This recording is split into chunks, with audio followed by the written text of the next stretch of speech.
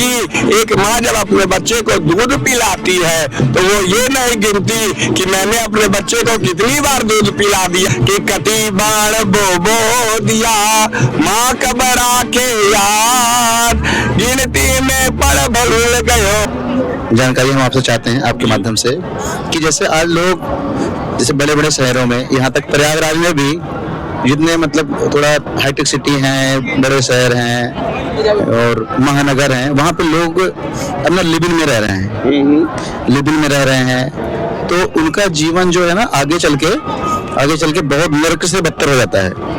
उनकी या तो फीमेल में कोई दिक्कत होती है, फीमेल से कोई रुझान नहीं रहता, या तो मेल में कोई रुझान नहीं रहता, तो उनके बारे में महाराज जी कुछ कहेंगे?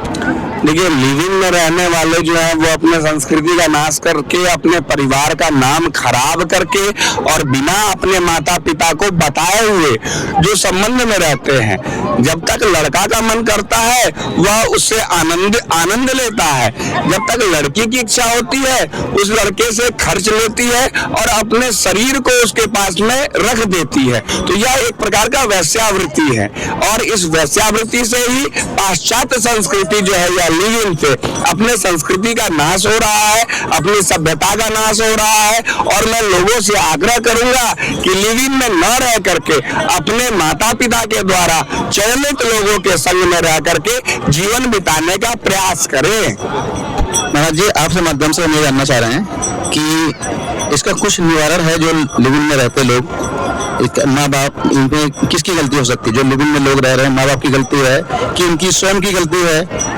लल्ला, ये उन व्यक्ति विशेषों की गलती है जो, जैसे आप लिविंग में रह रहे हो तो 90% लोग तो अपने माँ पापा को नहीं बता रहे हैं जो मैं लिविंग में रह रहा हूँ या रह रही हूँ, ठीक है? तो मैं अभिभावक संघ को, किसी गार्जियन को कैसे गलत कह दूं?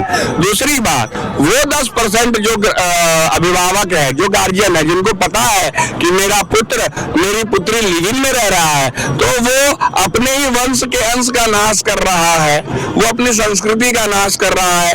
और या फिर वैसे अभिभावक को भी इसी प्रकार की शिक्षा मिली होगी जो अपने पुत्र को दे रहा है, आगामी भविष्य में अपने पुत्र के द्वारा ही उसे वृद्धाश्रम में भेजा जाएगा, इसी पाश्चात्य संस्कृति के अनुसार। जो तुमने मेरे लिए क्या किया, कारण क्यों? अपने राजस्थान में एक कवि सेठिया जी थे, उन्होंने लिखा कि कटी बाण बो दिया माँ कबरा के याद, गिनती में पड़ भूल गयो मन अनगिन में स्वाद, सियावर राम जय जय राम। कहने का किया हुआ कि एक माँ जब अपने बच्चे को दूध पिलाती है तो वो ये नहीं गिनती कि मैंने अपने बच्चे को कितनी बार दूध पिला दिया, परंतु वह बच्चा जब बड़ा हो जाता है तो माँ की गलतियों को गिनाने लगता है। अरे माँ, तुमने ये क्या कर दिया? अरे पिताजी, आपको ये काम नहीं करना चाहिए था। अब सुनिए, आपके लिए मेरी बेइज्जती हो रही है, मैं आपको मानूं या अपने मित्र दोस्तों को मानूं या फिर मैं जिसके साथ जीवन बिताने की सोच रहा हूं मैं उसकी मानूं, वो अपने गार्जियन की इज्जत नहीं कर रहा है। और यही कारण है, सभ्यता, संस्कृति, अपने आध्यात्म की शिक्षा न मिलने के कारण ही इस तरह की घटनाएं, दुर्घटनाएं होती है। इसमें 90% उन लोगों की गलती है जो लिविंग में रहते हैं और 10% उस अभिभावक की गलती है जिनको पता है कि मेरा बेटा कुकर्म कर रहा है, मेरी बेटी कुकर्म कर रही है और उनका संग दे रहे हैं। यही बात है लल्ला।